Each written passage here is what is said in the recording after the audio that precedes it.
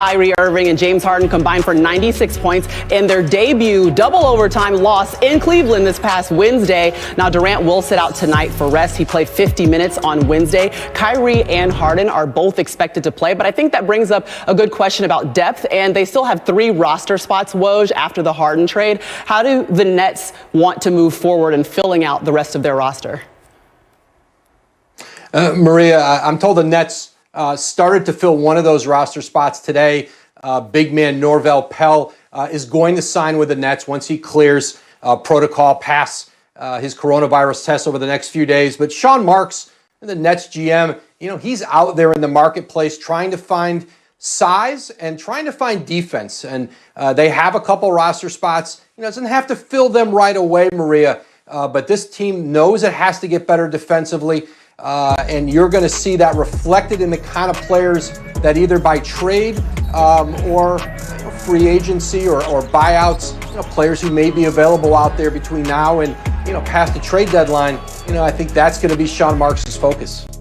Yeah, well, you just saw Colin Sexton. He put up 42 points, and you saw him in the highlights, so obviously defense is a big part of this. But Jay, Will, one comment and thing that we talked about last week was who was going to be leading this offense. We saw James Harden had the most touches. He was probably the most ball dominant. We saw Kyrie playing off the ball.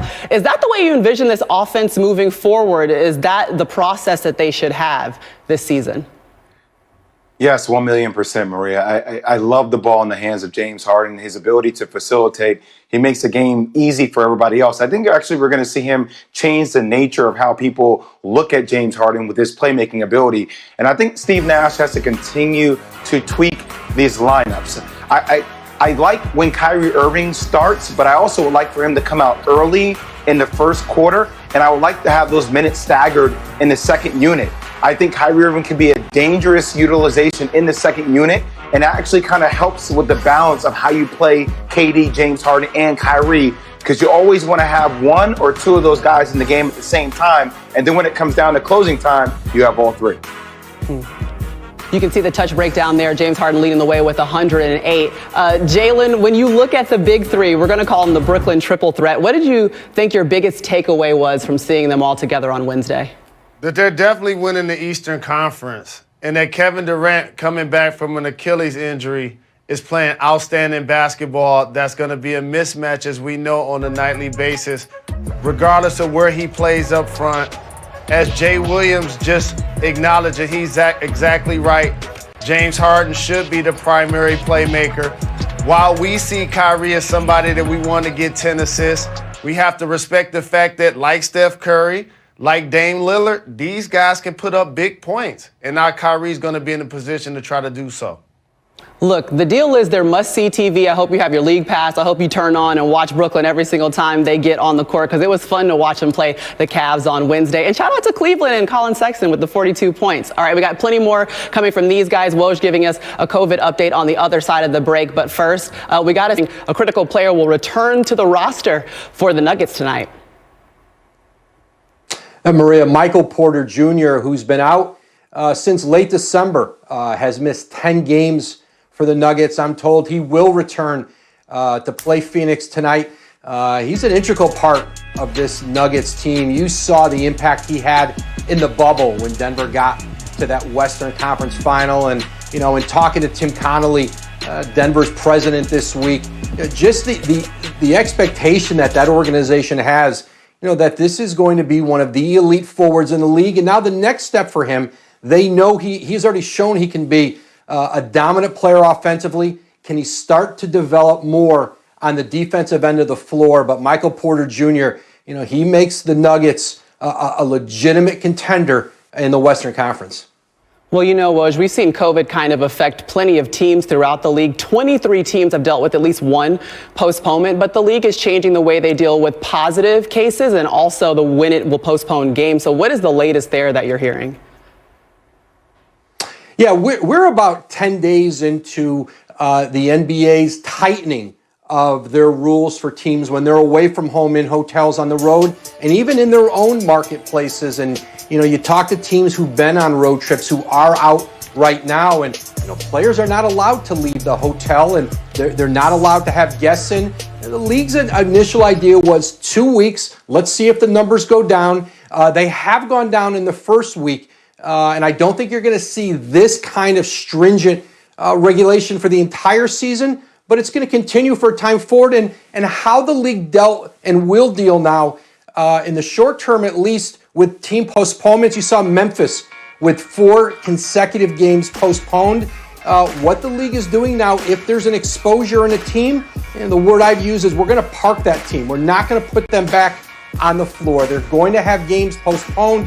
What the league previously was doing, Maria, was more of the contact tracing, where they were trying to parse out within a team who had exposure for a significant period with an individual and sit that player out. Now, they're just taking the team off the court. That could lead to more postponements, but obviously the league wants to avoid outbreaks within teams like we've seen in Washington. Well, Woj, we've seen 20 postponed games so far this season. We'll see how the league moves forward. And if you want to hear more, listen to the Woj Pod, the one that dropped today with Zach Lowe. You guys give us some great information about COVID protocols in the NBA. Appreciate the time, Woj.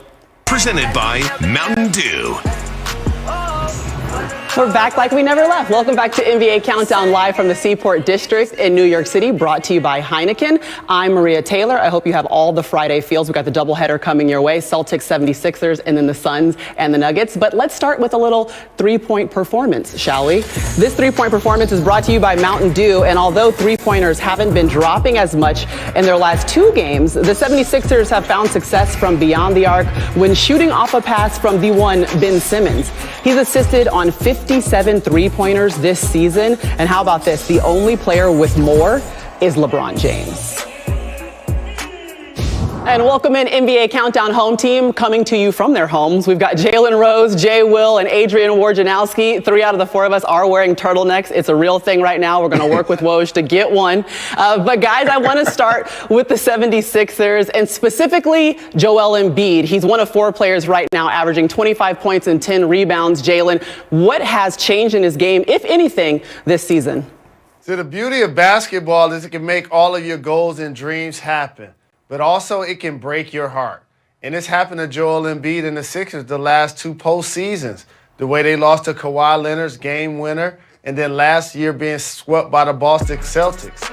And then you see Hinkie leave, you see your former coach Brown leave, and all of a sudden the process is still processing, and you know you're on the clock.